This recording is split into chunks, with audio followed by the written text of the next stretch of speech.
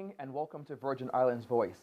This is the show where your government comes to report. For the first part, you get to listen, and in the end, you get to ask the government all the hard questions which they are happy to answer. I am Kareem Nelson Hull, and let me just tell you, I have never been in a room of so many excited people who are serving the territory, who are so excited to come before you and to tell you of all the good things they are doing than this government. It's been an absolute pleasure getting prepared for tonight's show, and we know you're going to enjoy it. There's so much information. Tonight's show will take us all the way from what we're calling Lifting Day. And in the end, we'll talk about 4 letters that are causing waves between this Virgin Islands and the United States Virgin Islands. And those letters are CRVL. I don't want to say my first guest because I feel like I'm a guest in your house because this is your show that you've created for the people. But Premier, it's an absolute honor to be here tonight to host this first season premiere of Virgin Islands Voice. I know this is a show that's from your own heart. I know you're excited to talk and share with the people, and we're finally here tonight. Good evening, Premier. Good evening, Kareem, and thank you for agreeing to host this program. Pleasure. As you have said, it's a special program. It came out of my mind and actually executed by the late Carrier Christopher, who's very dear to all of us. So this is the first show we haven't since she passed. Untimely passing and unfortunate passing, and of course we always remember her fondly. But of course we remain committed to communicating with the people, engaging with them, answering their questions, and giving them whatever information we have available. Thank you very much for that, Premier. I think that this is a good step for transparency and for great sharing. Yes. Earlier today, I had the privilege of interviewing Honorable Luce Hodge-Smith, and I felt like we're talking to a government in real time. Yes. Like people are talking, you're responding, people are listening, you're hearing, and you're sharing, and you're making those changes. One of the things that I want to talk about first for tonight is what we're calling Lifting Day. Yes. I heard someone say, when you delivered your speech on Lifting Day, we heard Sawande again, Yes. right? For we know Natalio Wheatley, he is the honorable, he is the premier, but they felt like they felt like that pride. We Yeah. felt that your warrior spirit started to come forward again. Let's talk about Lifting Day for what people may not understand. So we're coined it Lifting Day. It's not exactly like Lifting Day, but we want you to understand what it really means to be lifted. It's the day that the Order in Council was lifted essentially against the Virgin Islands. Help people understand what that means, because some people may think, what's that? What's the big deal? Let's start. What's the Order in Council? How do we get there? And how do we get to Lifting Day? Well, thank you, Kareem. It's a huge deal. Yes. And it is not about you. It's not about me. It's not about my administration. It's about all of us. And it's about our journey to self-determination. And I would like for persons to understand that, especially in the context, Kareem, of our 75-year anniversary of the House of Assembly, which was restored in 1950. And we've commemorated a holiday on the restoration of our Legislative Council. We also have the commemoration of the 1949 match, which led to the restoration of the Legislative Council. And for the past 75 years, we've had representation in the House of Assembly, elected representation, which really is the essence of democracy. Individuals in the Virgin Islands, from Anegada to Jas Van Dyke, Tortola, Virgin Gorda, Salt Island, everyone who resides here, who are inhabiting these beautiful islands that we call home, has the opportunity to elect representatives to represent their own interests. That has been happening since 1950. But in 2022, all of that could have been lost because, of course, I was a deputy premier at the time. I received a call from Governor Ranking, and he told me, of course, that the former premier had been arrested. And at the very same time, he told me that the report of the Commission of Inquiry done by Sir Gary Hickenbottom had as its first recommendation the suspension of parts of the Virgin Islands Constitution, Order 2007. If I may right there, Premier, I want, because people may not understand that story. You're saying on the first telephone call, Yes. you're hearing the unfortunate news that the Premier has been arrested. Yes. In the same breath, you're saying that you're also being aware that there's a challenge now to the Constitution and the country's stability. That's a lot for one man to stomach. And that's Yes. also the moment you're also recognizing that he's saying to you, you are now about to be our leader. And all of this is resting in the hands of you and your next, the government. Absolutely. Those two things were said almost simultaneously. Okay. They were paired together, and in essence, saying that this report with this recommendation for the suspension of portions of our Constitution, and all those portions of the Constitution that represented democracy, the House of Assembly would be dissolved, our cabinet, all of that, and the governor would be basically running everything, making the laws. The governor would be, the minister of everything, and he would be advised by a council, and he would be able to take the advice or not take the advice, and this would be a council of his own choosing. His choosing, yes. His choosing. So that would have set us back, more than 100 years in terms of our own development. And I was told that the report would be released the following day with this particular recommendation. And you mentioned Shawande.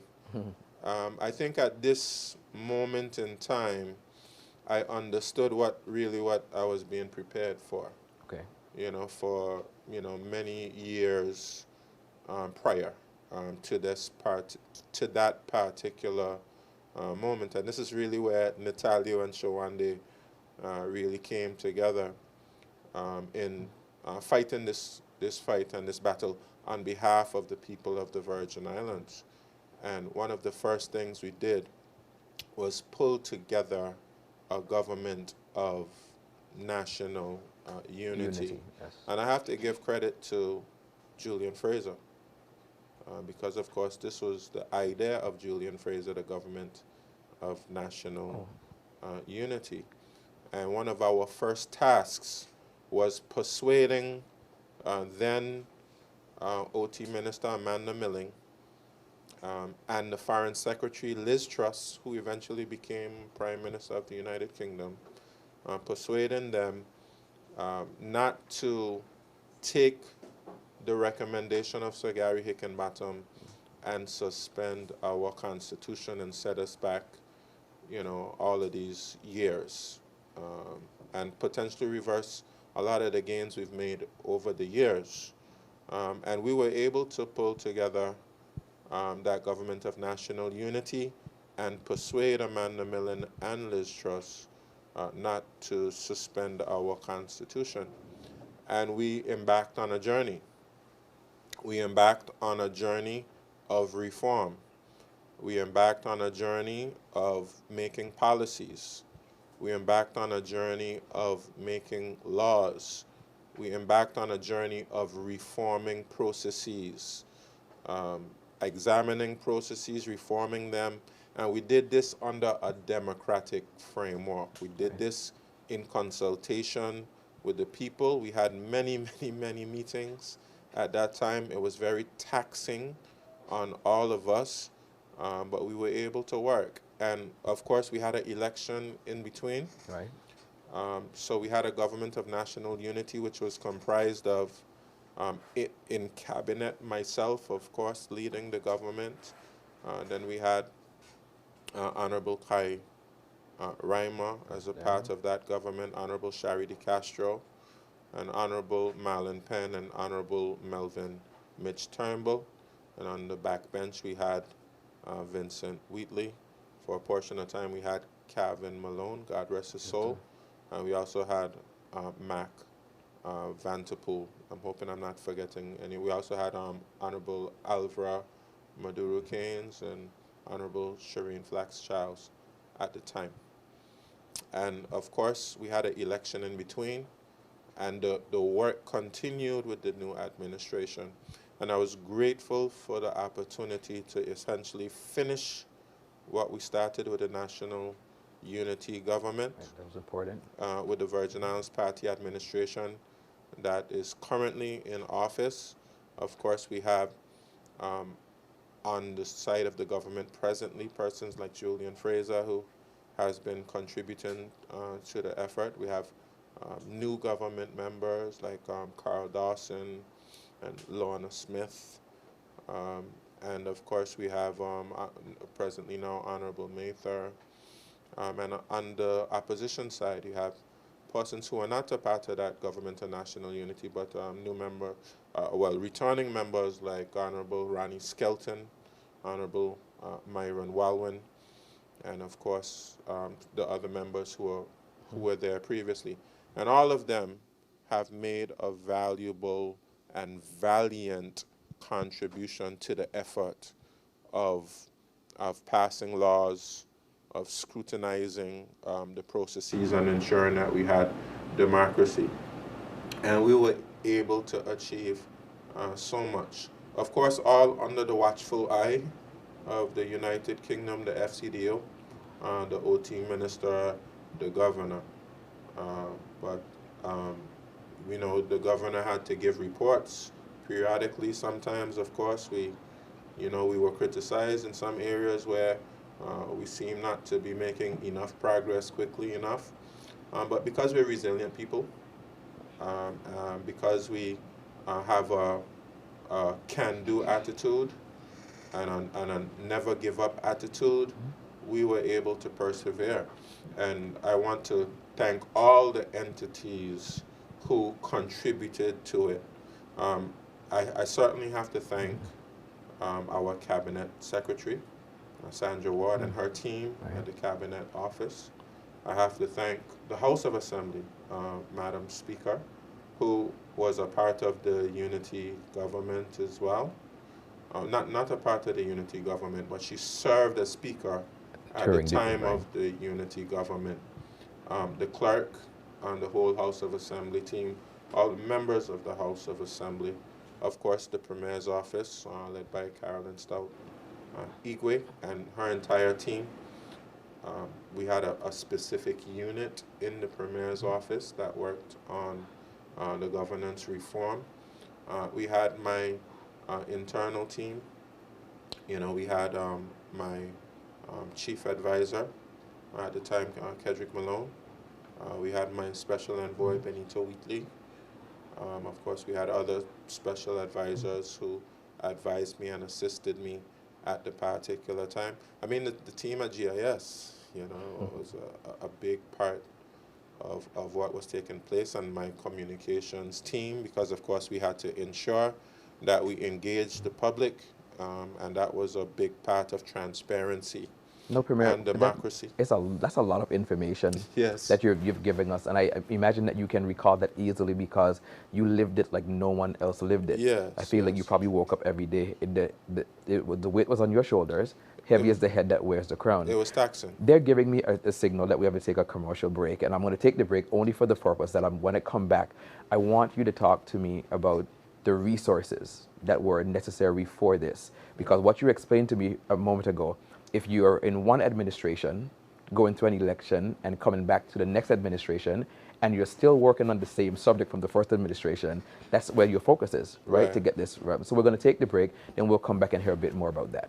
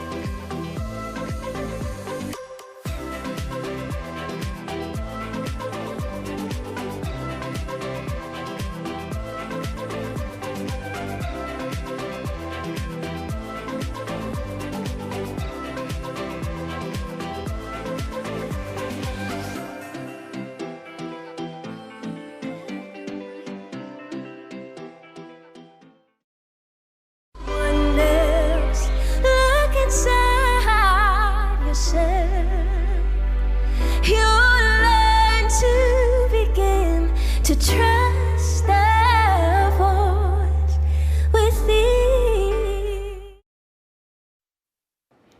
Good evening and welcome back to Virgin Islands Voice. If you're just joining us, you are joining us in the middle of a conversation with the Premier of the Virgin Islands, and we are talking about what we're calling Lifting Day. Now, I realize, Premier, it's very ambitious of us to think that we could talk about something this important to the territory in just 15 minutes. But I also want to take the time to say a special good evening to those who are listening on radio stations at BVI and those who are joining us there on Facebook, and we're also on YouTube as well. Yes. So we want to thank those who are joining us from across the world. So, Premier, we're going to try to get this conversation within the next 15 minutes, but there's so many things that we want to understand. And one of the things that I want to applaud you for is for thanking all the people that were definitely involved. You mentioned some of the key players. I was thinking to myself, and you're the Premier for the first time, and this is the first time you're doing this. No one has ever been through really this kind of exercise to guide you, but you had some really good players. We heard about Kedrick Malone, we know Benito, we know about Caroline South Igwe, but there are a few others that I think that you want to mention that were instrumental as well. Yeah, well, I have to thank the Ministry of Finance team. They're here with me this evening, so I can't forget about them, because this exercise needed resources. And, of course, we had to rearrange resources to ensure that we address this because, of course, it was important for us to demonstrate that we were pretty serious about what we were doing. And that means allocating resources. We had to pay for persons to do reviews and reports. We had to allocate resources in certain areas. Ministry of Finance was able to help us with that. We also had Attorney General's Chambers. So it was a very heavy commitment on them to ensure that we had cabinet papers, that we had policies vetted, that we had legislation drafted, and we spent many, many, many hours in the House of Assembly going through those pieces of legislation with parliamentary councils as witnesses. We had some regional bodies as well that we can thank. Absolutely. We had CARICOM and OECS who put out strong statements in support of us. We had the Overseas Territories Caucus who put out statements in support. We even had our good friends over the United States Virgin Islands. The USVI put out statements in support, which we were certainly grateful for. So now let's go through all the resources that it actually took, because I think that it's something that you don't get to talk about. I know we feel like if you feel like you talk about it, it may sound like you're whining or you're saying, oh, it worries me.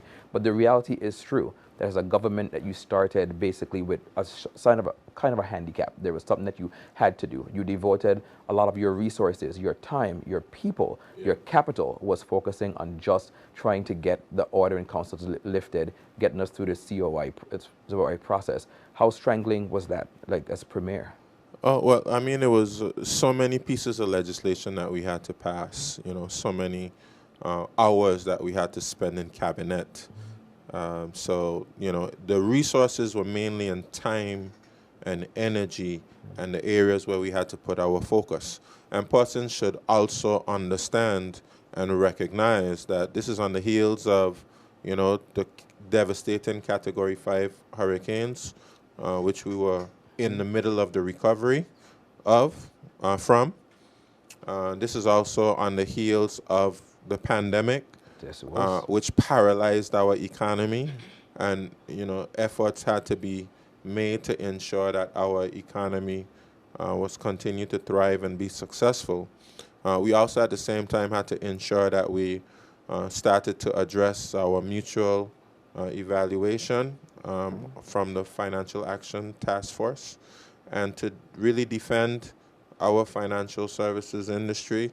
And of course, we had various lists at the time that we were, we either ended up on or had to try to get off of. So it was a lot going on in the Virgin Islands that we had to focus on at the same time. That's just the 5 different threats you actually just named there. Yeah. And you're still expected to govern and to lead the country. Yeah, govern and lead the country to make sure that we address infrastructural challenges and needs. We keep our schools functioning, keeping our healthcare institutions functioning, at the same time as focusing on what has been known as the kind of largest, most robust governance reform in the history of the Virgin Islands. That is true. And we were fortunate to be able to pass the National Sustainable Development Plan to guide really the building of a sustainable nation, really, which has been the theme for this administration since 2023. So we were able to do a lot of that groundwork that would lead to the National Sustainable Development Plan being approved by Cabinet, laid on the table of the House of Assembly, and really laying the groundwork for this administration between 2023 and 2027. And what's important to understand is you don't get a break from this. You don't get spring breaks, you don't get summer breaks, you don't get Christmas breaks. You get a few days in between, but once you're in this process, you have to go all the way through. So we're talking about a non-stop beat from about 2022 all the way to the present day. So take us through some of the things that you consider your highlights, and then bring us all the way forward to the moment that you know that the order in council was about to be lifted, and what your government did to make sure that we got to last week Friday. Yeah, well, literally every time that you passed a piece of legislation, that was a good highlight when you continue to tick things off the list. I mean, it was we often said it was not a box ticking exercise, but we were systematically going through a process of ensuring that we completed things on our list. And in terms of a highlight, I would say when David Rutley, former OT minister, came on board, he really rolled up his sleeves, and he really took a kind of business-like approach to getting all of the reforms completed. He made some key suggestions, like the governor and his team and me and my team meet on a weekly basis to be able to get past some of the obstructions we had, and to ensure that we were able to deliver efficiently and effectively. So I think I know I have to give recognition to David Rutley. Of course, Zach Goldsmith played a good role as well, but he wasn't there for that long. And I was grateful that Stephen Doughty was able to come in on the end of things and really make sure that we get over the finish line. Now, if I can, I want to just stop a bit on the special envoy, Mr. Kedrick Malone. There's our Hong Kong office. These entities that really surrounded you, advising you to this point, and how important they were. And tell us about we had an entire position called government government manager, which is Mr. Malone. Yes. What he did. Can we remind me of the title, Mr. Malone? He's off camera here in the studio, by the way. Government Reform Manager, right? That was a title just created to help us even get through this kind of process. Thank you for that. Tell us about the people that surrounded you and that support. Well, I mean, from the very beginning, Benito Wheatley, I think, was able to provide me with good support because he was the primary advisor to me as it pertains to matters with the United Kingdom. And that's not something that happened when I became certainly not. The executive before you, it was really a blessing that he was already in place to assist in this way. Yes, he was in that position for, I think, 3 previous premiers, either serving in the London office or working directly for former leaders of government, with one of his main areas of focus being relationship with the United Kingdom government. He had good contacts within the FCDO, and he was able to provide a very useful kind of link between the BVI government and the United Kingdom government. I believe the United Kingdom government as well appreciated having someone who they felt they could speak to, communicate with, they had a certain level of trust with, who could help bridge the gap between the BVI government and the UK government.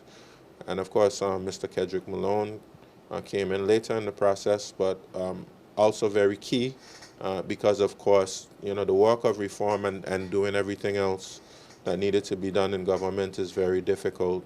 And I believe when David Rutley came along, we discovered that it would be important to have someone who could just focus on governance reform solely. We had a whole unit that focus on it as well. Persons like Hadassah Ward and Crystal Maynard and Rosemary Smith. Delaney Smith, yes. Yes, and some other persons who worked in that unit were absolutely critical for getting that kind of singular focus on the reform process.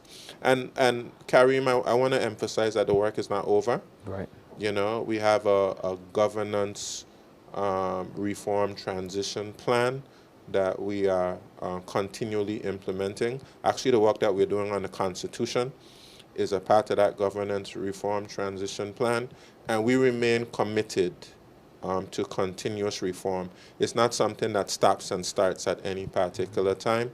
We are continually seeking to strengthen our systems, improve governance, improve transparency, ensure that we have accountability and persons adhere to the rule of law. And that is extremely important for any developing democracy. Some persons see the things that we're doing in the COI as a big waste of time. I say no. I say that these things lay the groundwork and the foundation for having more autonomy and demonstrating, not just to the United Kingdom, but demonstrating to the people of the Virgin Islands that we are responsible enough to have more autonomy and more authority.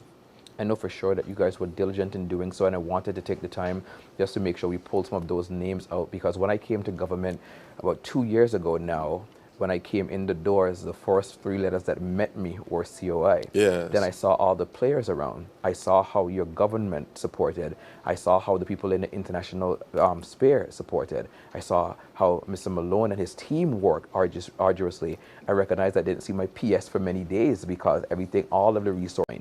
Can you tell us, as Premier, thinking about everything that you just told me, all the people that worked behind you, all the lives you represented, the Constitution you defended, how did it feel at that moment being able to record and tell people it has finally come?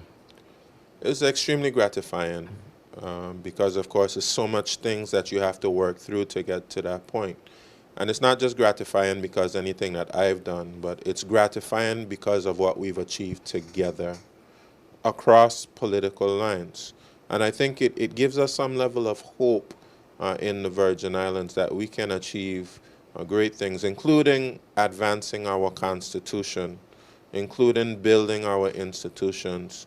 If we put partisan politics in its rightful place, if we can come together and keep the main thing, recognize that we have a responsibility to the people of the Virgin Islands to handle their affairs in a responsible and a mature way. You know, if we take this approach, there's nothing that we cannot achieve together. You know, I wholeheartedly believe that there is nothing that we cannot achieve if we work together. So it's extremely gratifying. Of course, we would have gotten the news sometime last year in 2025. Great news. We would have heard the news that it would have probably taken about 4, 5, 6 months for the actual revocation to take place. And some of us, are even doubtful, even when we hear that news, that whether this is something that's really going to happen. Is it a trick? Is it, something that they're going to change their minds on and reverse on?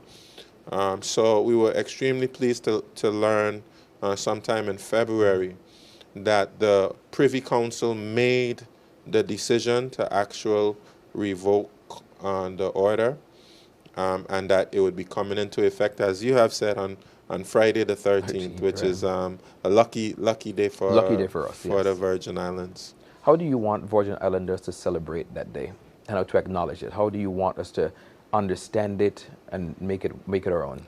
Well, I think, holidays like Virgin Islands Day, which was formerly Territory Day, takes on really new significance for us. And that the holidays for the Heroes and for Parents' Day and the March and Restoration Day, those holidays take on increased significance. And I'm hopeful that we are able to remember this moment in time, that we teach our children that, look, our freedom, our autonomy is fragile, and it's something that you have to continually protect. There's something called national pride that we have to strengthen as a nation so that when persons actually threaten our freedom, threaten our democracy, we'll be the first persons to jump up and to say, my ancestors, my foreparents, those who came before me fought for those freedoms, and we are going to continue to build upon those freedoms. So that's really how I want persons to reflect on it. But of course, at some point, we have to have a ceremony to formally recognize those persons who have served, because remember, this is also a part of history. It is. And other nations, other countries, they know the significance of symbolism. They know the significance of ceremony to things like national pride, unity, and the narrative, the national narrative, the national message that you continually have to reinforce about the upliftment and protection of your values and those things that you hold there as a nation. I have one final question. I note that working with you as Premier, you're very diligent, you're very paced, you're very circumspect, right? What are some of the things that you're doing as Premier to ensure that the Virgin Islands never returns to a place of a COI or have another lifting date in our history? We're seeking to strengthen our institutions. We are. It's extremely important. Right now in the House of Assembly, we're looking at our human rights bill. Wonderful. We have an integrity commission. We have a parliamentary commission of standards. We're strengthening the complaints commissioner's office. We're establishing a whistleblowing mechanism. We have registration of interests where we have a certain level of transparency and autonomy around, the interests that public officers and elected officials have to ensure that we don't have conflicts of interest. Oh, yeah. So all of these institutions we are strengthening, while at the same time seeking to deliver public services efficiently, effectively for the people of the Virgin Islands. And I believe if we continue along the track that we're on right now, I have no doubt that one day we will build the confidence to know that we are able to govern ourselves. Premier, I want to congratulate you. Maybe no one will take the time to say because we feel it's your job. And you are doing your job, but you've done your job very well. And I want to congratulate you and the government and the people of the Virgin Islands for us getting this far. And the order in council is officially lifted. Friday the 13th is a day that we will remember for more reasons, for good reasons and good luck reasons. We're going to take a break, and when we come back, Premier, we're going to talk about the budget. We're going to go through the budget by numbers. We're going to talk about the $100 million loan. People are anxious about that conversation. Then we'll understand a bit more about CRVL at the end of the show. And those who are listening, please don't forget that we're coming to the point where you get to call in and ask the Premier of the Virgin Islands all the questions you have about the topic he's presenting today. Let's take this break.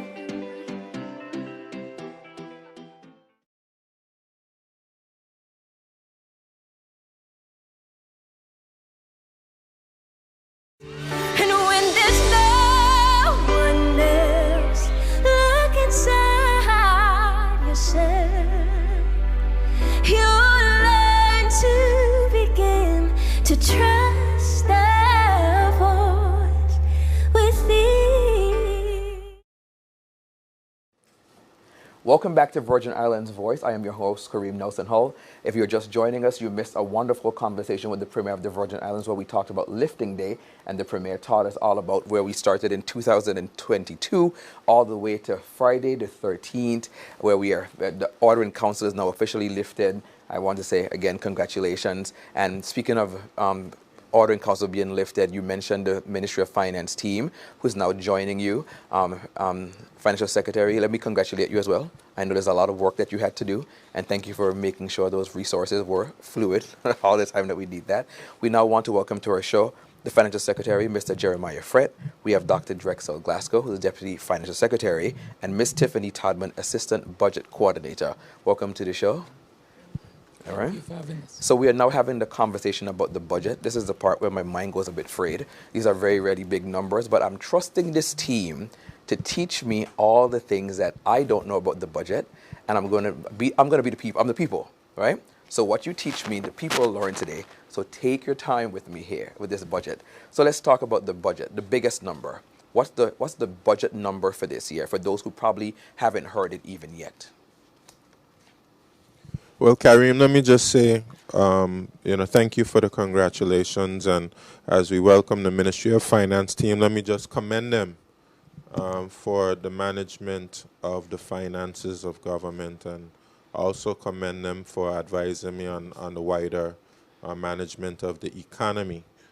We had a sovereign rating exercise, which gave us from Standard & Poor's investment grade rating of BBB with a stable outlook. And that's the first investment grade, that's the first sovereign rating we've ever had. And of course, this investment grade is one of the highest in the Caribbean. Also, CARICRIS, one of our own Caribbean institutions, financial rating agency, gave us a double A minus FS, double A minus rating, again, one of the strongest in the Caribbean. So it underscores the fact that we are financially responsible, fiscally prudent, and we've been able to deliver, public services to the people of the Virgin Islands over a number of years. Of course, some persons say a lot of things, but when you look at the numbers, I would say that from a financial standpoint, we have a lot to give God thanks for. I'll perhaps pass to the FS and his team to give us the budget numbers for this year. Yes. So we're going to have the aid of a PowerPoint presentation that the Ministry of Finance has prepared for us, for those of you who are watching us on YouTube or on Facebook as well. So we want to start with just the number, the raw number for the budget, because some people may not have even heard what the budget, how much money, how many resources are we marshalling for our country this year, and that budget number. So 550 million. 590,051. Did I get that correct? That sounds like correct. It sounds like correct. I think we prefer to just say 570.4 million. 570.4 million. It's a lot easier to say. It's a lot easier to say. Okay, good. And just so persons understand, and these are projections. These are projections, but this would be in terms of a budget which has been approved by the House of Assembly, the biggest in history. And that would have followed last year's budget FS, which would have also been before that the biggest in history. That is correct. So this is something that we are extremely blessed to be able to do. That means that we are collecting revenue. Also, a part of the budget would be, of course, the monies from our $100 million loan, which I know we're going to speak about. So some of that makes its way into the budget. But as it pertains to the revenue that we have collected, and perhaps the Ministry of Finance will be able to give the specific numbers, but we would have collected the most revenue in our history over the past 5 years or so. And that means that we are doing well financially. And we've been doing a lot better in terms of getting money expended, meaning our recurrent expenditure as well as our capital expenditure. Last year, for instance, when it comes to bringing in revenue, we came in, FS, I think it was somewhere around $15 million more than what we had projected. So we projected what would have been our biggest revenue numbers ever, and we came in $15 million over that. That means that our main revenue earners, financial services, tourism, they continue to perform well for us. Persons would know in 2025, we had the most visitors come to the Virgin Islands ever with 1.2 million visitors. And financial services continues to show great resilience. Of course, financial services is always under a lot of international pressure as it pertains to, all of the various multilateral agencies, where we have to satisfy various commitments that we have. And of course, always subject to a certain level of scrutiny, but we have continued to bring in more than projected on financial services as well as tourism. But I'm going to hand over to the Financial Secretary for some more specific numbers. Now, Financial Secretary, I'm taking notes here, right? So let's just go ahead. Thank you so much, Premier. With respect to the revenue, I'll have my team give the exact numbers. But the key players, of course, continue to be financial services, which is almost 60% of our revenue base. And of course, you have areas like inland revenue is another key area. There's also customs, of course, custom import duties. Okay. And the other area, of course, under finance, we do collect some revenues as well. So those are some of the key major players with revenue. But I allow my team to give the specific numbers for the listening audience so they can know. And the exact total revenue collected for 2025 and the projected for 2026. All right, team. So we're going to take us through the budget presentation.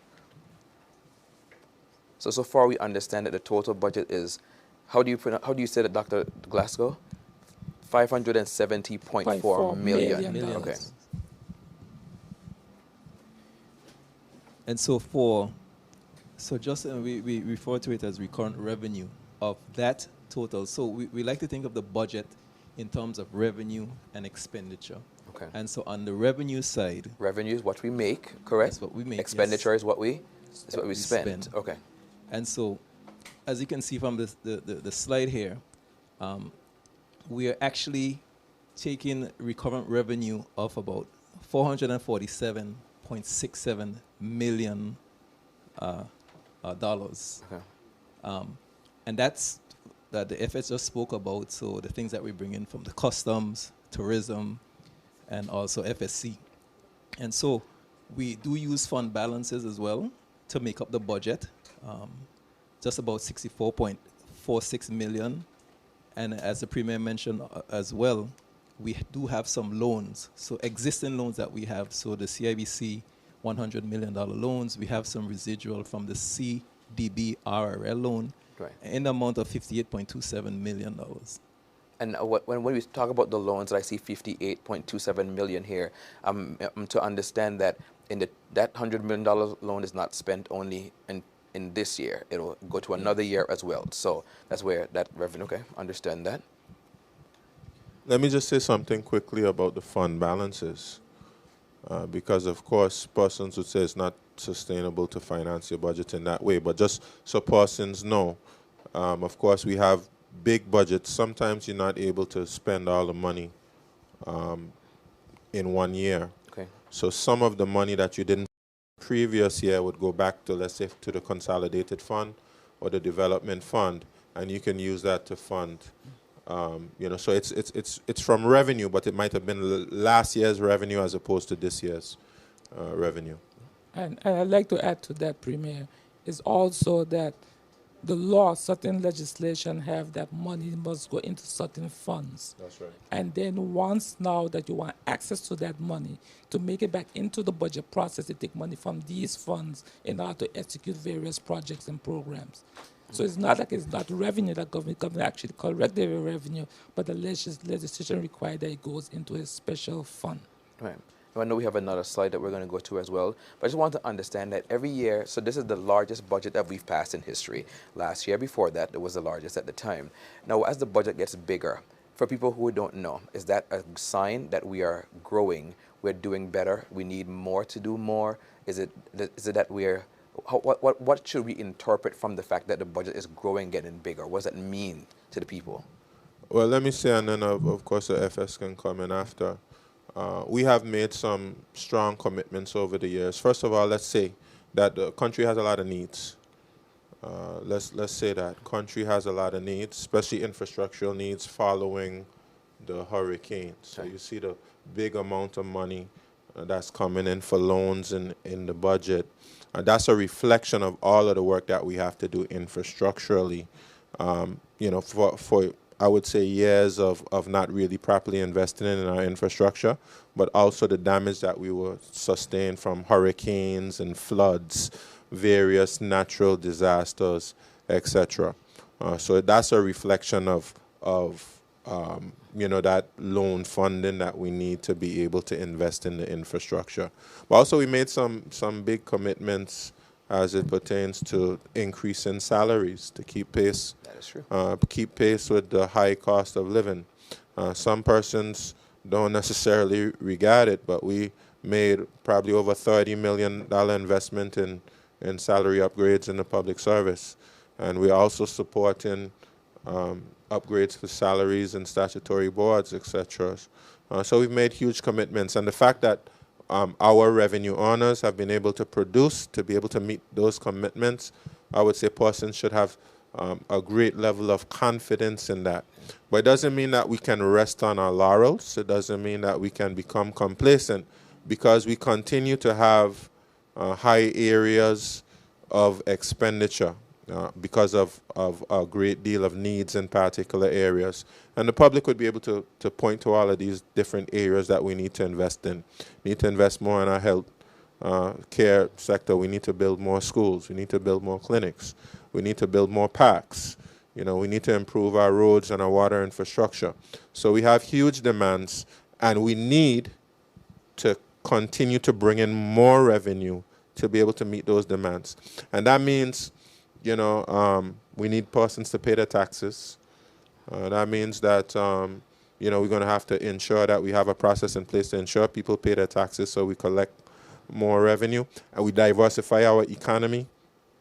You know, that we seek to circulate more money in our economy instead of exporting the money out of the Virgin Islands. It's quite a lot of number of things that we need to do to continue to meet our obligations over time. It's important to note that when you say people pay their taxes, it's only that you're giving to get it right back, because the government uses that money to benefit the people, to enhance the country, to fix the things that we need. So it's a system that contributes to itself. It's important to note that, very much so. Okay. Quickly, Karim, with respect to the issue of whether or not the government increase in revenue is a reflection of what's happening in the economy, I would say yes. And we do present other documents as well as the budget document in support of that, called the medium-term fiscal plan. And within that document, it talks a number of economic indicators that will highlight what is happening within the economy, not just within government, but in the entirety of the economy. So you will see in there one of the areas talk about employment, it talk about one key area is the GDP, right? And we are normally very conservative with some of our estimates, and we always seem to outperform our projection. So I will encourage the general public to perhaps look at some of these documents that will help to highlight what is happening in key sectors, whether it be tourism, financial services, and the growth in some of these. Most of them you will see increases. There might be one or two that may have some retraction, but overall, the economy of the territory continues to grow. We would love to grow it at much bigger margins. I would like you to say that again, but overall what? The economy continues to grow. Right. Based on the data that we receive and analysis that we have. Of course, some person would like to see it grow at a much bigger percentage level, but in the Virgin Islands, I think that we are still performing above, based on the current economic conditions that we are facing, we still continue to perform well. I think that's very important to note. I think the Premier is an honest man. I think you're a very honest man, so I trust the both of you in delivering that, because sometimes on the road, if I can be honest, people have that doom and gloom situation about the Virgin Islands and its economy, but I think the numbers here speak for themselves, and I'm not really good at numbers, but Miss Tiffany gave me a good crash course before we started tonight, and I think that this is showing that our economy is going in the right direction. That's a great thing for us to note. And it doesn't mean that everything is perfect in the Doesn't economy. mean that, yes. Because, of course, persons will speak about, you might have some level of unemployment. But the level of unemployment is not necessarily a reflection of the fact that your economy is not working, because our economy produces a lot of jobs. And we continue to actually import labor. We don't have enough labor in the Virgin Islands. But there is a skills gap that exists among some persons who might have been schooled here in the Virgin Islands. And that's some of the challenges that we have to address, that we're seeking to address with things like the rated program, which we're the Labor Department and their programs, the H. Laverty Stout Community College and some of the things that they're doing.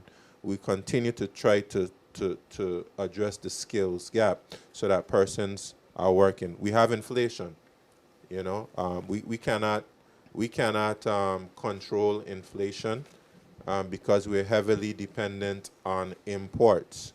For instance, we have the conflict with Iran, United States, and Israel. And everybody would know that that's resulting in the price of petroleum getting a lot higher. And of course, that's going to have a knock-on effect on the prices of shipping and the prices of all of the stuff that we import here. So we're going to have to take some measures to deal with some of those things.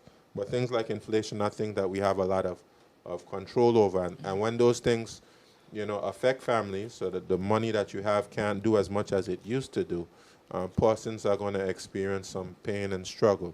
And so that's why we need to source our supplies from different markets. That's why we're going to places like the Dominican Republic to see if we can get goods here to the Virgin Islands at a cheaper cost. That's why we want to develop a protected basket of goods.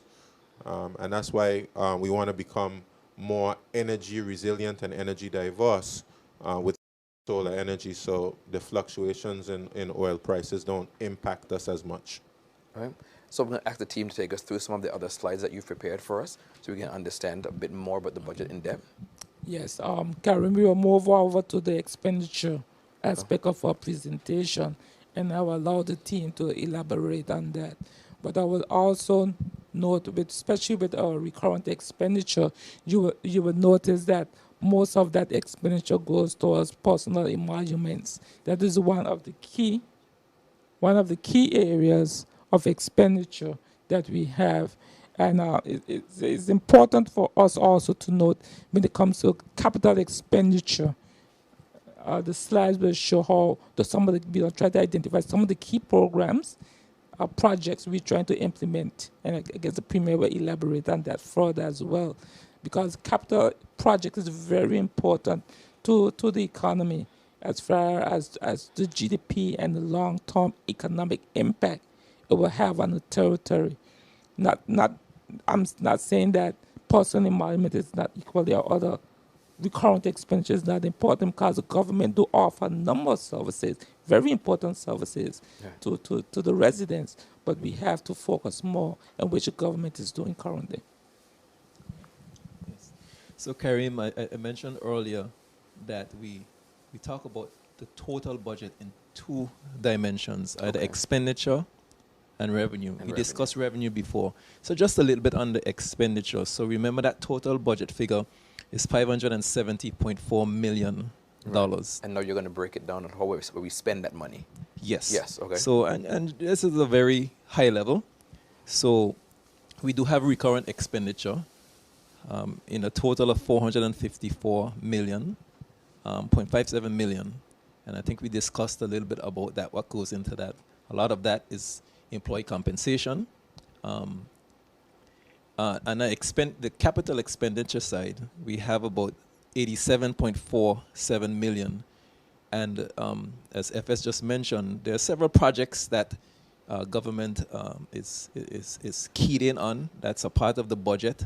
Some of it uses the loan We've talked about the road infrastructure project, the sewage project, the national sewage project, the water project as well, the rehabilitation of the central administration complex. So capital expenditure, if I can understand that, are things that affect us all as a nation, things that we all generally benefit on together. Okay. Yes, and those are the things that we see every day.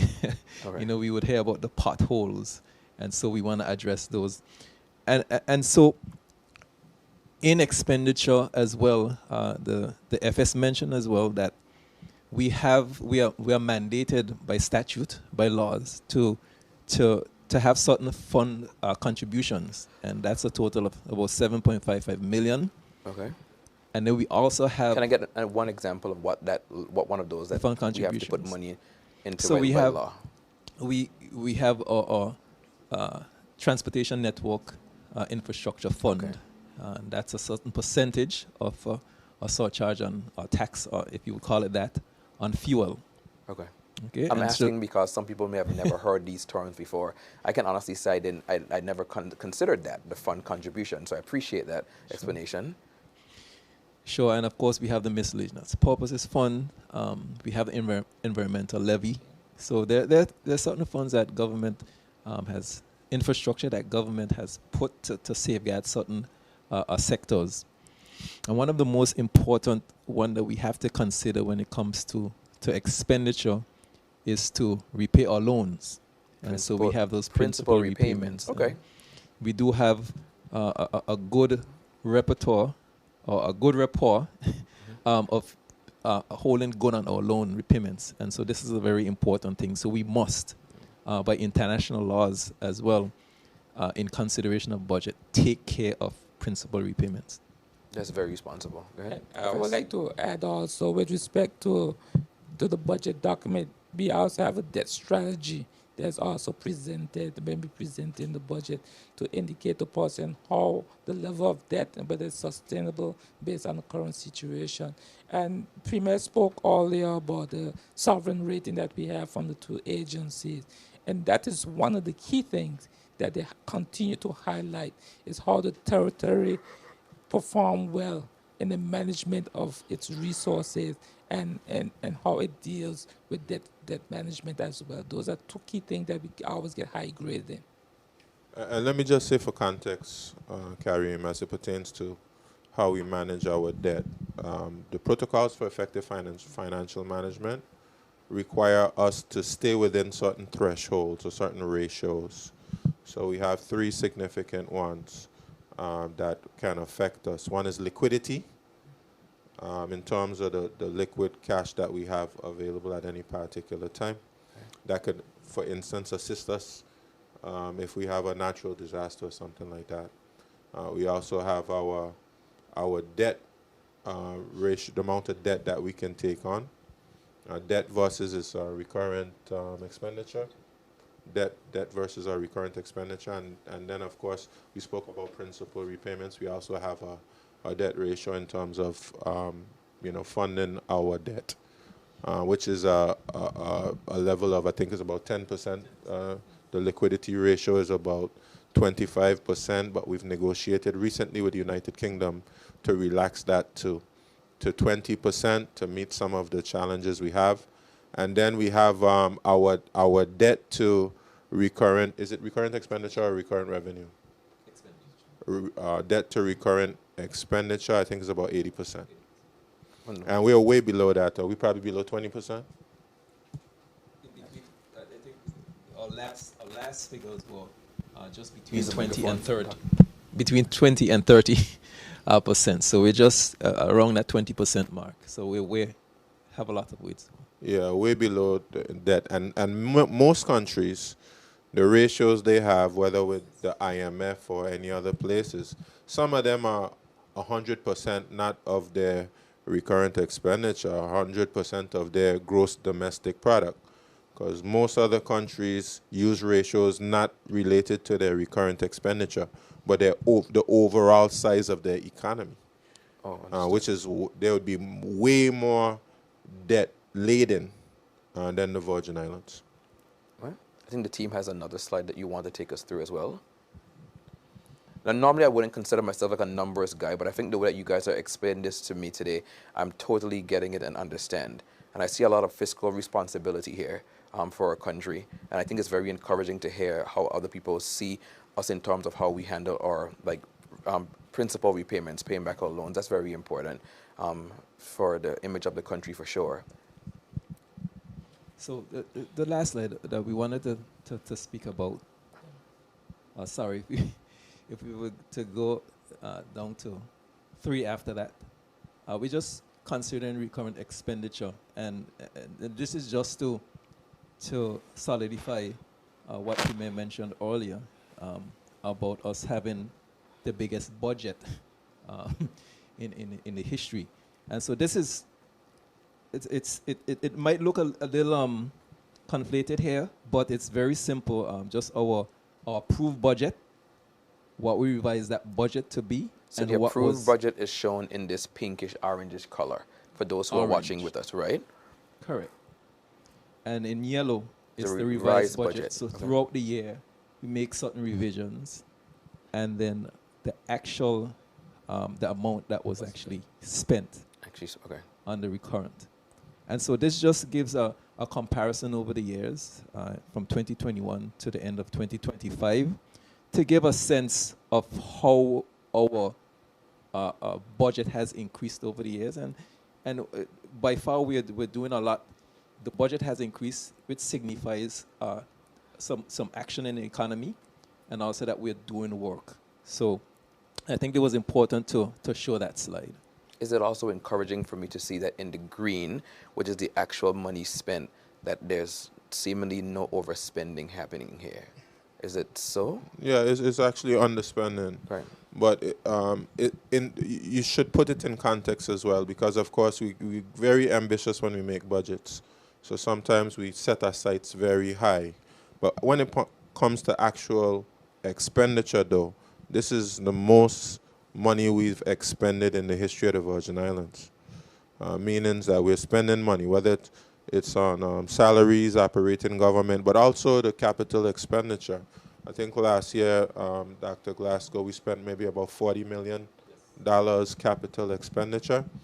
And, you know, based on historic trends, that's pretty high. In fact, I might venture to say that might be the most that we've spent thus far, but I would need confirmation of those numbers. Now, some of the numbers that I've made note on before tonight's show, you can take me through. And because I want the budget to mean something to people. Yeah. I want people to understand, if I say this amount of budget goes to this ministry, what does it look like for you that when you're in real time, right? So I have some of the numbers here according to the budget address. So tourism, culture, and sustainable development, $19 million of the budget given to that ministry. What does that look like for the people of the Virgin Islands? Well, of course, we have a certain amount of money just for the ministry to function, right? We have persons employed, we have office space, we have the goods and services that the ministry would buy. But beyond that, we have an entity that is coordinating the various stakeholders in the tourism space. It's organizing things like the tourism summits that we have, is doing the stakeholder consultation. It's, you know, it's getting a tourism plan. Policy, yes? Yeah, the putting resources towards putting together a proper tourism policy, and also budgeting money to make sure that we have a tourism plan in place that can take us forward, you know, for the next 10, 15 years. But it perhaps would be useful as well for us to perhaps go through some of the capital projects, because you know, the various ministries have programs that they go through. Okay. But of course, as Drexel said, the capital projects are the ones that you can actually see and feel as though government is doing something. So I would perhaps suggest that we go through. Let's do the capital projects then. Go right ahead. In the budget. Okay, so just to name a few, I mentioned a couple earlier. So we have the Virgin Islands Agricultural Complex, and there's also a fishing complex to replace the one that was damaged by Irma. I mentioned the National Sewage Project, the National Water Project as well, the ones we see every day that we complain about a lot every day, the road infrastructure, our administration complex.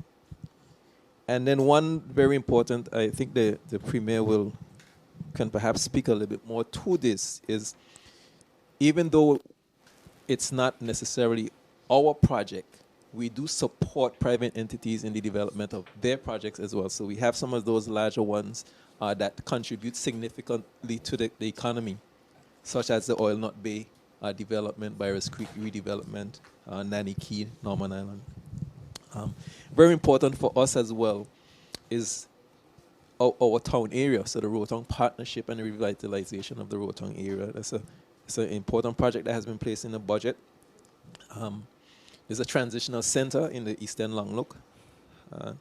We have started, a lot of persons complain about the presence of a library, where we have started that planning and design of a national library. And also, we're moving towards the reconstruction of the Altus Catliff Primary School. So that's a very important one for us. And Premier would mention about the construction of a permanent festival site as well. And that was discussed over the last couple of weeks. Yeah, and let me just say in reflection of some of those projects, they reflect some of the priorities that we've identified as a government. Let's just start with the roads and the sewage. For many, many years, we've, heard the cries for the need of a functioning sewage system in East End. Of course, we have a functioning sewage system in Road Town, and we've, in years past, put monies towards repairing the Bort Point treatment plant, for instance. Of course, King Garden Bay as well. We've heard about the fact that we need a functioning sewage system down there. Monies would have been budgeted for that. And Eastern Longlook, of course, you see that pumping station that's there at Long Swamp. That's a result of money which has been budgeted. Also, we have the treatment plant at Paraquita Bay, the sewage treatment plant at Paraquita Bay. That's the result of monies that are within the budget. Just today, I went down on the road in Paraquita Bay, going to Hodges Creek, and I saw fresh asphalt being laid on that road right now. That road as well would have had some millions of dollars committed to it. You see the road was concreted. We had sewage line placed under the road, conduits for the electricity. All of the public utilities put their stuff under the road. We concreted it. Now we're asphalting it. Now we're gonna get sidewalks, etc. on the road. That's the result of monies which have been placed in the budget. And of course, you talk about roads. I think late last year, were able to sign the biggest road contract in the history of the Virgin Islands. That's money in the budget dedicated to improving the roads from West End straight to Road Town. And of course, we'd have monies budgeted for the West End ferry project, which of course we're rescoping right now. And very soon we'll be speaking to the public about that. You mentioned some very important ones like Altus Catliff. In years past, we would have been able to build brand new school there at Elmore Stout. Elmore Stout, we had, I think, the first building there since when Lavity Stout built what we used to call the L-shaped building when you and I were in school, Kareem. Please don't be telling my age, sir. Let's go ahead. So what we now call the Ella Dorothy Turnbull building, we were able to build a building now. But, school, we last year we would have opened up Eslin Henley, Richer, London Center, which is one of the best, if not the best school of that type in the OECS. But Altus Catliff is going to go well along with those schools. In addition to some of the works that's doing just to improve our schools, but we also importantly designing a technical school in the East. And we also, I believe, are doing conceptual work for a school in the West. And the college as well is getting dormitories, which will help them to expand their services to persons who don't live in the BVI. Some of the other things that Dr. Glasgow mentioned, the Virgin Islands Agricultural Complex. Want to hear some more about that? Well, we have the conflict with the Iran war taking place right now. And, whenever these things pop up, we speak about food security. But if we want food security, we're going to have to put some money and investment into our institutions that's going to build agriculture and fisheries. So one of those is getting a fisheries land in sight, which we're doing right now in Bargas Bay. That money has been budgeted, and that work is going to be taking place starting this year. We also have the abattoir, which is going to be redone. Of course, I hear the cries of the people that the abattoir hasn't been open for a little while because of lack of water. So I've been speaking to the director of agriculture and fisheries and rectifying that speedily so that we can have an abattoir available to us. But very soon we're going to start construction on a whole new abattoir. And then closely following behind that, we're going to have an agricultural complex that we'll be able to buy produce directly from the farmers, and the farmers just focus on farming. And the complex itself will deal with the marketing side of the produce, getting it into supermarkets, getting it into hotels, getting it into restaurants. But we're going to get a reservoir up on the hill there in Paraquita Bay as well, so we can ensure that the farmers have water to farm. At the very same time, we're making more land available for our farmers. We're buying land in Sage Mountain to have more farmers there. So money is being spent in the sector to be able to make things happen. We also budgeted money for grants. We have a certain level of money in the budget for grants, and I'm going to beg the FS for some more money. Well, I don't really beg. I'm the Minister of Finance, but But FSC just I'm going to harass him. He said it on national television and national radio. So now everybody knows he's already asked for the money for the people, FS. So we're going to get a little more money for grants. Yeah. Money for grants for agriculture to help, stimulate those persons in the business sector to produce more food. And all of this comes out of the capital revenue. Some of them are recurrent, like for instance the grants and stuff. That's recurrent expenditure. I want to touch on a few more that Dr. Glasgow brought up, because I want people to just understand tonight that the budget is just more than numbers. It's literally what moves the entire country. So I want to hear you, Premier, talk about the transitional center. I'll just give you a few and then you'll tell me a bit about them. Yeah, as we said, we've been identifying challenges in our community. And, a number of persons are very displeased that we have persons in our community. They may have mental illness. They may have substance abuse challenges, or they may not, have some other challenges, including domestic violence, etc. We have a facility in the Road Town area, in the Passeia area, I should say, with the Sandy Lane Center. But that's the only facility that we have on Tortola. So we thought that it was important to expand to other communities. And one of the communities that has a challenge in that particular area, we have a few persons there who need care. They need love and they need attention. And we're building a facility to provide that care, love, and attention right there in Long Look. And I'm told that particular area traditionally has provided support to persons who are going through a difficult time in that particular type of way.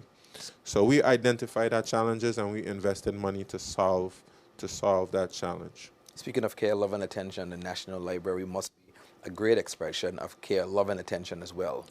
Yes, we've had a very difficult time over the past few years. There's a lot of projects that we've embarked on to build back, especially after the hurricanes.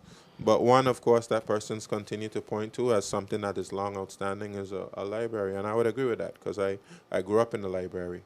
I used to teach literature. So I believe in the power of reading and the power of libraries. So that's why I'm extremely pleased that we've budgeted monies to design a new library, and persons will be learning more about that very soon. But that's something that we're committed to having done. Just three more if I can. The Rotown Partnership, it is the capital of the country. People are looking forward to the upgrade. I see that there's already been RFPs. There's a design competition for the roundabout as well. Yeah, it's an opportunity for us to reimagine our capital. The capital is the place that most of us work. Of course, it's where a lot of our cruise passengers arrive and see the Virgin Islands for the very first time. We want to make sure it's clean. We want to make sure that, for instance, the sidewalks are safe and accessible for persons for handicap access.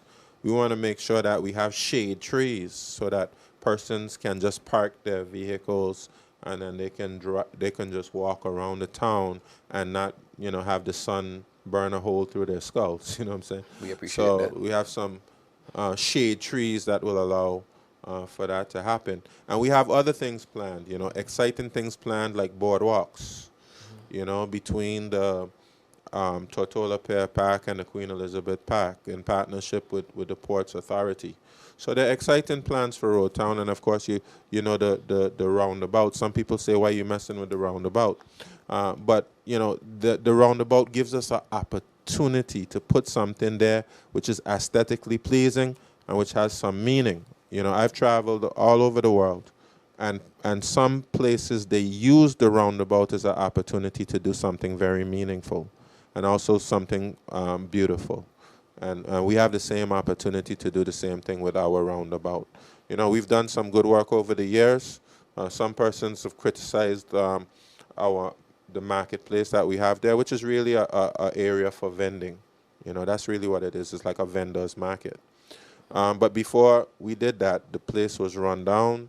You had coconuts all over the ground. You had a rundown kind of old market stalls which were not being used, and the place looks much better. That's where the FS's office is, and we wanted to make sure that FS office area looked immaculate. So it looks a lot more beautiful. He's not saying that the FS approved the spend because his office is nearby. He's not saying that. Well, he likes that. He enjoys that. Right. He did that for the people of the territory. So my final tip for you, a new festival site, and then we want to hear a bit about the administration complex. Also, I've been to different places. We have St. Martin. They have a permanent festival site. You have Anguilla. They have a permanent festival site. And we have the opportunity, instead of breaking down and building up every July and August, we have the opportunity now to have year-round events with the proper infrastructure in place. An infrastructure that supports where we want to go.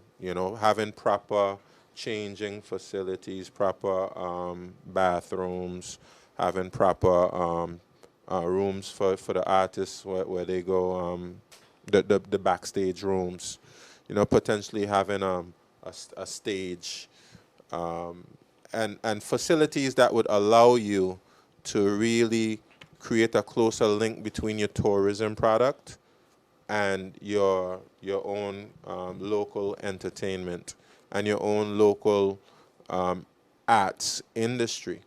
And the fact that you're right there next to the Tortola Pier Park, I believe, provides great opportunities and synergy between the cruise industry and our local arts community. And not too long ago, I had a conversation with Kyra James. We were looking at the vision board, and we spoke about the investment in what's called the orange economy.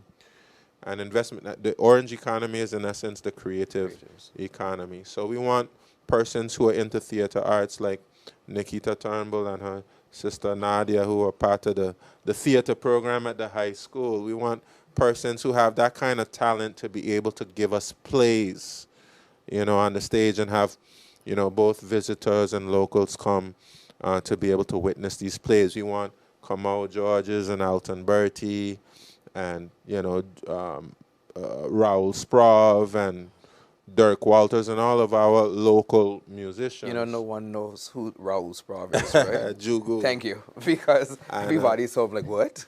Yeah, to have opportunity to hold shows and programs there that both visitors and residents can come and enjoy. So if we are interested in diversifying our tourism, we have to be able to build the facilities. You know, if we want to go into sports tourism, we need sporting facilities like the FIFA field down in the Greenland. You know, same thing with basketball. We have to invest in that facility if we want that to be able to attract games from the region. And it's the same thing if we're interested in actually entertainment tourism. We have to build the infrastructure that's going to support it. Right. And that's why I think that part of the question was important, because, as we say, the budget is a lot more than numbers. It's a lot of, it's the people, it's how it comes to life. And I really want to thank you that you even mentioned that there is consideration in there for the admin complex. I know that government workers are appreciative of that conversation. I know it's now, we're getting a time cue, it's 8:30. Is that the cue to open the telephone lines? We're supposed to do that? All right, so people who are listening, we are inviting you at this time to go ahead and you can call in. The number to call is 468-2787. That's 468-2787. So we talked about a lot of broad topics here today, so we can focus on those topics. And as you make up your mind to make your calls, get your questions done, we are going to take a commercial break, actually. And when we come back, we are going to open those lines, and we're also going to get into the CRVL conversation, because I know some people are waiting to hear about that, to have a better understanding. How can 4 little letters, CRVL, cause so much ripples between 2 territories? Well, we'll understand a bit more of that as we go forward. Take this break first.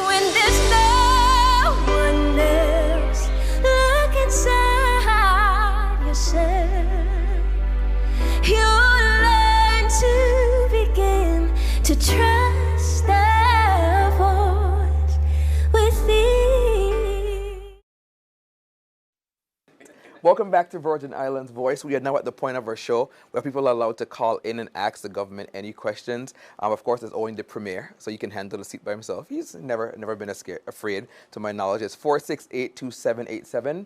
That number again is 468-2787.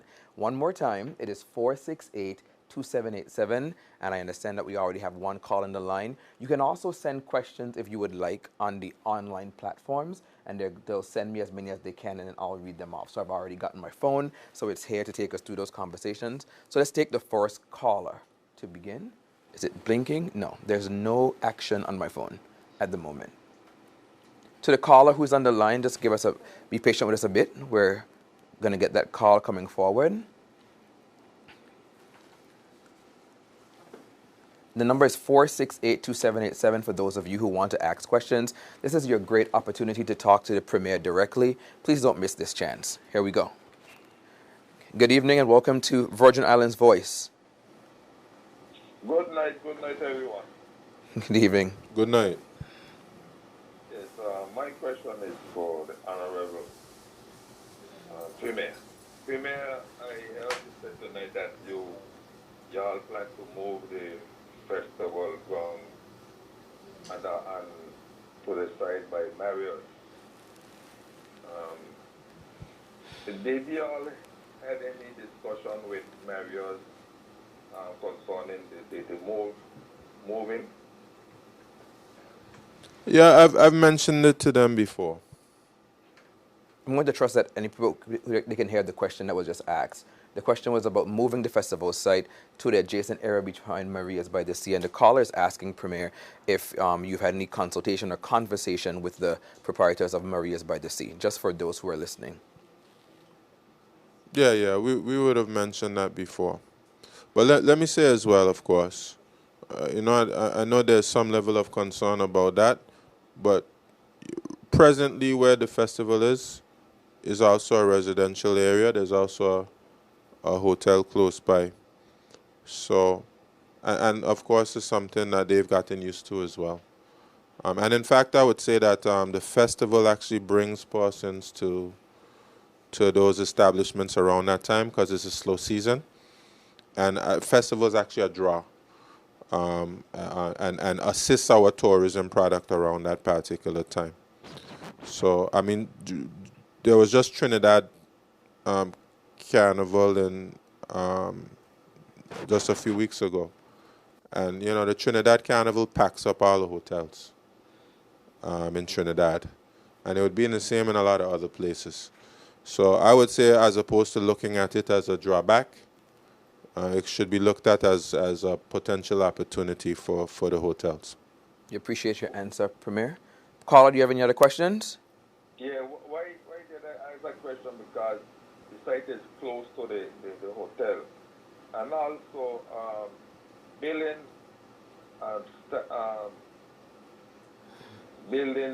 there to be consistent. Over there it'd be very expensive building those things over there, which, the Fair Park had a lot of confusion about expensive, but once you're building something by the sea, it will be expensive because they can't put on no cheap material over there. So you have to sit down and look at it with the sea blast and things like that. But my question was the Marriott by the sea, because it's close. To me, Treasure Island is not so close to the festival ground, where it is now. But Marriott is closer. So that's all my question. I asked you the question about the noise, which will hamper Marriott by the beach, by the sea. Okay, I will call back if I have. Thank you very much, caller. We appreciate that. Yeah, I mean, I think it's a good thought. It's a good intervention. But in terms of the cost of the materials themselves, we invested in a permanent site, and of course the builders would take into account the materials necessary for close to the sea. For those of you who are interested in calling, the number is 468-2787. That's 468-2787. This is a great opportunity. The Premier is in a red chair, which probably means it's a hot seat, and he is he is very comfortable with the questions. So please go ahead and ask your Premier questions tonight. Premier, an online call poster actually is asking the question. Premier, you described the UK oversight of the implementation process as a watchful eye, alluding to a collaborative success between the Virgin Islands government and the UK. What is your opinion now of the measures used by the UK in their oversight during the implementation process, such as the use of order in councils for interim amendment of the constitutions? Yeah, well, the order in council is like a blunt instrument that is archaic. There are tools that we can use in a modern society which do not include threatening the suspension of democracy. The real key, Kareem, is to transition from a situation where you have a UK or a governor providing quote-unquote oversight to strengthen your own local institutions to provide oversight. Just like would be the case in the United Kingdom. So this is why we have empowering the media and ensuring that you have media freedoms. This is why you have an integrity commission, a parliamentary commission of standards. This is why you have a human rights commission. This is why you have all of these, the complaints commission or whistleblowing. This is why you have all of these entities and institutions, so that the institutions themselves can provide that level of oversight. And it doesn't depend on somebody coming from the United Kingdom. Appreciate that. We have another caller on the line. The number to call is 468-2787. We're here for a good amount of minutes left, so let's use our time wisely. Talk to your Premier up close and personal. Caller, welcome to Virgin Islands Voice. Good evening. Yes, good evening. Good evening. Premier, some time ago, about over a week ago, your Junior Minister for Tourism and Culture made the announcement that there will be a change as regards the Rise and Shine and the parade. The Junior Minister at that time said that the Rise and Shine will take place the Monday and the parade will take place the Saturday. You corrected her and basically told her she spoke out of turn, that she needs to go back, and that was just a proposal, and she needs to go back and discuss it with the makers, discuss it with the people. Now, we are speaking, that happened just over a week ago, 2 weeks ago. I heard an announcement today, Premier, and Kareem knows. Kareem was interviewing the Junior Minister. The Junior Minister said that instead now, the parade will take place on Monday and the Juve will take place the Tuesday. I thought the Juve had the historical significance and there were no plans to move the Juve. But according to the Junior Minister, it has now shifted to the Tuesday. Was that a decision made by you and others? Because you had advised the minister to have discussion. Was discussion held in that short period? Was any discussion held at all for such a decision to make, to shift the Juve now to the Rise and Shine to the Tuesday and the parade the Monday? Caller, do you want to stay online for the answer, or you want to hang Sure, up? I will wait because I have one more question, please. Premier. Yeah, thank you for the questions, Ann. Unmistakable voice. We appreciate that. I'm glad you corrected yourself in terms of Juve, because we don't have a Juve. We have Rise a and Shine Tramp. Rise and Shine Tramp. And so the Minister responsible for Tourism and Culture, Honorable Lusad Smith, would have confirmed today. I didn't see the recording, but she would have let me know what she was doing before, that the parade will remain on the Monday and the Rise and Shine Tramp will be on the Tuesday.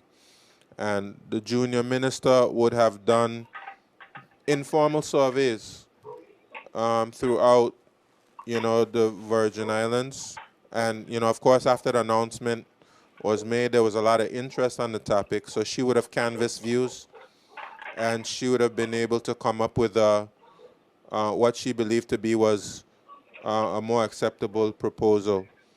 She also had discussions with some of the historians, and there were some conflicting accounts among historians. But I believe we've come up with something that we're comfortable with, because, of course, the parade won't be on the same day as the Rise and Shine Tramp, and that Rise and Shine Tramp was identified as one of the reasons the parade started late. So I think it's a good compromise. During certain years, there would be 2 Rise and Shine Tramps in town. One of them would be Tuesday anyway. So I think it's something that works really well. And I hope that, some of the persons perhaps who would have had difficulty participating in the parade if it were on a Saturday, I hope they're now happy to participate on the Monday. And we have a wonderful emancipation celebration, which will take on new significance with, the celebration of the removal of the Ordering Council. It's wonderful. So she will not be corrected this time. She's right. I wouldn't term it that I corrected her or anything like that, but I think it's important for us to, even if we put forward proposals, that we always remain open to, adjusting those proposals based on public feedback. And that's a sign of a government that is responsive and a government that's listening. Caller, your second question. Premier, at the last press conference, the question was put to you if you kill agriculture, and you denied it. It's not the first time. If I what? I'm sorry, I didn't hear that. Agriculture. Kill agriculture, and you said that's not so. You denied it. That's not the first time you're denying such a question. If I killed agriculture? Yeah, in terms of you're causing agriculture not to go forward. You were asked that question in the last press conference. And you said no. You denied it. But what I'm saying, Premier, there was a situation where the farmers at Parakeeta Bay, they have been complaining, saying that there is no water there at the abattoir for the last 3 weeks. Remember, you are the Minister of Agriculture. There is no water there for the last 3 weeks. I spoke to the Director of Agriculture. He said he heard about it on Monday for the first time. He heard about it, the Director of Agriculture. He heard about it for the first time on Monday. And you are Minister of Agriculture, so you should have known about that and look into the situation if you're talking about food sustainability. It's a long time, Premier. You have been talking about this memorandum of understanding to be signed with Santo Domingo. Since last year, you're talking about that. Since the last year, you're talking about this MOU to be signed. And up to now, this MOU cannot be signed. So, Carla, what's the question? Tonight again, sir, you're talking about the basket of goods. You said earlier this year that the basket of goods initiative will be taking effect on December 1st. You said that. And now tonight you said you're still looking into having it. What is the situation? Because what we are hearing is just a lot of talk in terms of what is beyond agriculture. There's nothing that one can see as regards you being very serious about food sustainability. So, Carla, the question for the Premier is you want an update on the basket of goods and the understanding between the countries. Is that it? Yeah, I think he left. Yeah, so I'll go ahead and address some of the concerns that he mentioned. Of course, the situation at the abattoir came to my attention. I think I mentioned that earlier in this program that it came to my attention. Recently, I got some communication from the Director of Agriculture and Fisheries that indicated that there was a cistern that was being cleaned and also repaired at the abattoir. So that situation is being addressed, and we apologize for any inconvenience that has been caused there. And as I said before, we're moving towards building a new abattoir It seems as though we have another call. Do you Go want me right, to no, continue? go right ahead. We want to hear about the abattoir because that's important. Yes. Okay. Also, he made reference to, I believe, a MOU. And of course, the Dominican Republic right now is reviewing the MOU. As soon as they finish reviewing it and we come to a final agreement, we're going to be signing imminently. So I would say sometime in the second quarter. That's we're gonna one of sign. those details we sometimes forget, that MOUs between countries. So Absolutely. we're ready, we've proposed, now we have to give them the rightful time to review and accept the terms or give us Yeah, some perspective. sometimes it takes time. Yeah. Okay, and I also spoke about the basket of goods. The customs had to start collecting some information that we needed to be able to move forward with the initiative. So that too is going to be coming. And some of these things may take a little while, but of course, eventually they come to fruition. I'll use the sewage as an example. We've been working on that over the last few years, but because we were resilient and we were relentless and determined, we are coming to the end of that, and that's something that's been spoken about for decades. Same thing with the roads, same thing with a lot of the other things that we're doing. Sometimes they take time, sometimes they require resilience and determination to push through, but we've demonstrated that we are able to see these things to fruition. Right, the number to call is 468-2787. I think we have a caller on the line. And for those of you who are viewing us on online platforms, you can also register your questions there, and then they'll send me the questions. I have my cell phone ready to take your questions. Good evening, caller, and welcome to Virgin Islands Voice. Yes, this question is for the Honorable Premier. I would like to know if the opposition had anything to do with the lifting of an order with the government. Absolutely. This was a bipartisan or even multi-partisan effort in the House of Assembly. So the opposition deserves credit as well. Yes, I really had to ask that question to the public because, you have some people who feel that the opposition was not part of the doing. So that's why my question asked if the opposition had any part of that area lifting up the council. Okay, thank you very much, my friend. You're welcome. All right. I think, Premier, you can say, like, from the time you created the Government of National Unity, that was the steps that brought us all the way to the Order in Council being lifted, right? Yeah, so of course we started out with bringing 2 members from the opposition into the government, and that's how we proceeded. We had Honorable Marlon Penn, Honorable Melvin Mitch Turnbull. They joined the government, and we started out on a non-partisan, or I could say a bipartisan basis. Or wasn't bipartisan because it was 3 parties, so a tripartisan basis. And Julian Fraser, Honorable Julian Fraser, was in the opposition at that time, and he made very valuable contributions to the bills at that particular time. And that continued into this administration, where the members of the opposition, regardless of how they might have spoken about something when the lights were on, so to speak, when we got into committee stage, all of them made extremely important contributions to the bills. Now, we might not have a lot of time, but the final topic that we're supposed to talk about tonight is CRVL.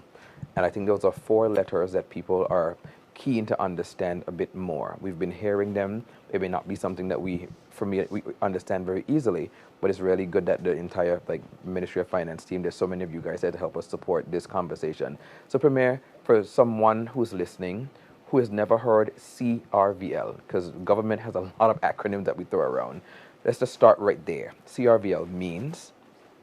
That's a Commercial Recreational Vessel Licensing Act. We have a Commercial Recreational Vessel Licensing Act, and which has the framework, or it has established the framework for the issuance of commercial recreational vessel licenses. And we only issue those licenses to foreign vessels? Is it? No, we also issue them to locally based vessels. Any vessels that conduct commercial activities in our waters, particularly chartering, whether it's water taxi, whether it's persons who are day tripping, whether it's the traditional term charters, all of them have to get commercial recreational vessel licenses. We had an act which was passed by the late great Lavity Stout back in 1992. You know, he was the one who established that regime, and since he passed that act, it had never been amended, and the fees were very low. So we had $200 fee. I believe that was for the water taxis. $400 fee, I believe, for certain size vessels, and $800 fee. And you know, this is really our oil. This is our gold. These are our natural resources. And you had persons who are coming into BVI waters, and in some instances, I'm told, you have a charter for a week which could go over $100,000. And these persons were paying $800 a year to the BVI government. Oh, when you said $800, you didn't mean per trip. You didn't mean Not per per week. trip. You were talking per year. $800 per year. Per year. And they have been doing that for the last 30 years, over 30 years or so. So, of course, we engage in discussions. We engage in discussions with the United States Virgin Islands. Certainly from the point when I came into the seat, and we've had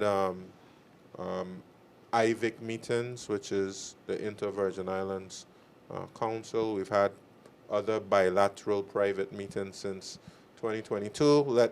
Let the United States Virgin Islands government know that we are contemplating changes. They were heavily consulted on. Of course, they weren't pleased with the figure that we came up with, but we had, at some point, I have to remember the exact date, come to an agreement that we could both live with. We gave some concessions on, as it pertains to day trippers. We gave some concessions. We came up with a different structure for the term charters, which I think is maybe about $7,500, and then have like a per trip fee after that. We were seeking to be accommodating. Yes. So we were somewhat surprised that things had escalated to the point where it was advanced to the federal government of the United States. Premier, if you could hold that point right there, and don't forget where you are. I think we have a caller. We want to take this call to make sure that they get in here. So we're getting under the tyranny of the clock.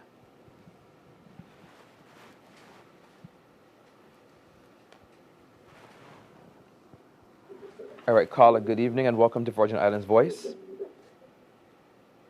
Good evening. Hi, caller. Premier and your co-host, Corinne Hall. How are you? The caller that called to is concerned about the festival ground disturbing Mariel's by the sea. I also have a concern about that. We have our People's Hospital there and also the Bougainvillea Clinic Hospital. Do you have any concern about those patients, the people who will be working there, and what the music and continual music will do to those two places? My other concern is if the government of today is planning to rebuild the fisheries. Thank you. Thank you for that, caller. So we're going to take the, so first we're going to address the concerns for the hospital facilities nearby. Right. So in terms of the hospital, we're going to speak to the designers to ensure that the designers can design a facility that will take into account the need to contain the sound. So that's something that we'll be speaking to the designers about. But of course, we are concerned about anything that would cause any challenge or disruption to those persons who are receiving services at the hospital or the Bougainvillea Clinic. But we can definitely have some more discussions about that with the designers. Yeah. As it pertains to the fisheries, yes, we're rebuilding the fisheries in Bargos Bay. And perhaps maybe I can finish up on the CRVL. But just before you jump there, the fisheries, just clear that up. I don't think they're hearing that clearly. We're rebuilding the fisheries. At Bargos Bay, at Omar Hodge Fisherman's Wharf. Okay. Wonderful, and that's what we spoke about that earlier. That is literally in the capital expenditure budget right now. Absolutely. So we can go back to the CRVL conversation. Yeah, just when to close off. You were saying that you had spoken to USVI at length. You brought it to their attention. It's also important to note that the fees are not for or against the USVI. Anyone that comes into a jurisdiction, into our waters, those fees are for them. So sometimes we have the conversation and it's being painted as if we did something against our USVI neighbors. That is not so. No, we have foreign-based vessels and we have locally based vessels. So we have fees for both, and also, fees for different size vessels, etc. But let me just say that even though things escalated to the federal government, we do have plans to engage United States Virgin Islands and Governor Bryan, and we're seeking to set up a time for that call very soon. So we are committed to dialogue and engagement, and seeing if we can settle this matter once and for all. Appreciate that. We have another call in line. We want to thank your callers. I know we're at the 9 o'clock hour. Premier, you have a few more minutes, don't you? Yes, I do have a few. You always have time for people. That's what I've noticed about you working with you. 468-2787. Caller, welcome to Virgin Islands Voice. Caller, you're on air. Go right ahead. Premier was not going to call back. I think it's important. I asked you this question because you have the financial team there with you. I believe, sir, that you would be aware that a number of high-powered cases are going before the court, and a number of those cases are being lost. Today, sir, you had the police officer, Marley Sebastian, who lost the case. Also, you would have had a lot of other high-powered cases before: Simon Power, Pample, Prevost, Wade Smith, Myron Walwyn, Najan Christopher. All of these cases, the Director of Public Prosecution, the Office of the DPP, lost these cases. Now you have, sir, Mr. Sandip Patel, Casey from the UK, who have been prosecuting all of these cases. And obviously, when you lose these cases, government has to make a case. I'm asking you, sir, now that you have your financial team there, how much money is being paid, or what you know of has already been paid or is to be paid to Mr. Sandip Patel, who is representing these people on behalf of the prosecution?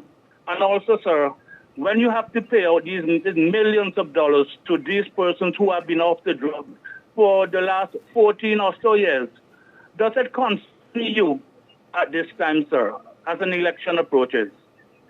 So the two questions: does it concern you, and how much money has been paid or is to be paid to the UK King's Council?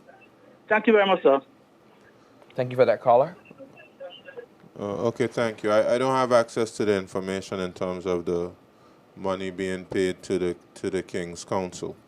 And as it pertains to whether I'm concerned when we lose a case and have to pay out money, of course, certainly nobody wants to lose and nobody wants to have to pay out monies, for things that you want to put towards other important things for the people. So that's my answer to those two questions. Yeah. Appreciate that. We have a question here, and it's being directed to the Deputy Financial Secretary. The question says, can new funds be established? The people of Anegada are asking for the Anegada Development Fund, recommended by the Renwick report, to be reestablished. What are your thoughts on such? I think that's something that we can have further discussions about and explore. We just need to know exactly what is expected from this Anegada Development Fund. That's something I'd have to speak with the people of Anegada to see, what it is they envision, and also the Financial Secretary to see whether that's the best step of achieving what they're seeking to achieve. We have 5 minutes more. The number to call is 468-2787. I appreciate, Premier, that when you say we can take that into consideration, I know that you're going to do that. Right. Because I think, as the caller alluded to, when we spoke to Honorable Luce Hod Smith earlier today, she spoke directly about the fact that the people had made their voice heard. You guys had come back and you've spoken about it, and the actual decision that they took was resulting of the people's desire. So I know that you're a government that responds to the people. I called it today a government in real time, because it feels like you get some shifting in real time. Yeah, and honestly, you know, the Anegada is quite far away from the rest of the islands. And there's a certain level of remoteness, and there's a need to engage the people there to see what their experience is like from government, not just the elected representatives, also from various members of the executive. So it's important for us to hear what they have to say, to engage with them, to dialogue with them, and try to see how we can help them meet their development needs over there in Anegada. You have another call in line? All right, we have a few more minutes left in the show. But of course, if you're on the line, then we're in the studio. Go right ahead and welcome to Virgin Islands Voice. Yeah, this is my last question here. Honorable Premier, with this road situation, do you all ever think about bringing in a next company to get this road fixed properly? Because the road isn't standing up at all for these past years. Do you all ever think about bringing in a company from outside that the road can done properly? Well, actually, I think we had some companies from the outside who were able to do some designs for us. I think the RDA had access to those designs and communications and works. And for instance, like right there at Fish Bay, those designs were used to design, to construct that road. And that road is holding up pretty well. I think you would agree with that. And we have a number of other of those designs which are being used to construct the roads. And let's see how some of the roads which are being constructed now hold up. You know, I know that there was some criticism about the roads. But let's see how they hold up before we come to too quick of a judgment. Because the road Causeway is terrible, and the one of Bellevue is terrible. Especially to go in West End, it is very terrible. I think that the road is not standing up, and we playing with this road fixing. Yeah. I think that you all should consider to bring in somebody to give you a good job, and also you should be able to put a warranty and these road fixing, and you all won't have any problem with the road is not standing up at all. Thank you for all the time that you take my call. Have a good, pleasant night. Thank you very much, caller. You get a gold star for participation this evening. I'll bring it home to you, Dad. I wasn't going to sell you out, but you sold out yourself. So. But yeah, so in terms of the roads, the West End Road, we just signed the biggest contract in the history of the Virgin Islands. So we expect by the time we are finished with that road from West End to Road Town that it will be in tip-top shape. You know, I'm very pleased with the road from Road Town going to Paraquita Bay, Hodges Creek, and I think we're going to be fixing up the road, especially after we do all the sewage work, going straight to the airport, right. You know, going up to from Long Swamp to Palm Town. When we finish digging up that road, so to speak, we'll put down a nice road there, and we'll have a wonderful road all the way from Road Town to the airport. And we'll have from West End to Road Town. So, of course, we also have plans to improve the road there at Bellevue, as was mentioned, and the Ridge Road. But these things take time. But what persons can be assured of is we are focused on it, we're on the job, and things are happening. I want to note before we go that the caller mentioned the road in Fish Bay. I just wanted to say the reason why that road is doing so well is because this is my district, you know, and we take care of our things, right? So we want to thank you guys for that. But I also want to say it's really refreshing that as we're on the show, besides like the things that I've learned about the budget tonight, like really appreciate that. The things that the Premier is saying, I can say and I can vouch for the Premier, aren't things that I'm hearing for the first time. He talks about these things continuously in the office. He laments on these things. He's looking forward to the roads, for the development and all those things. So we really do appreciate it. And then also being in the room the day when you actually recorded the speech about the lifting day. I know you were happy, and it's important. Now I'm going to look to my team again one more time. Do we have any more calls online? We want to make sure we do. We thank you guys. That's a good amount of calls today.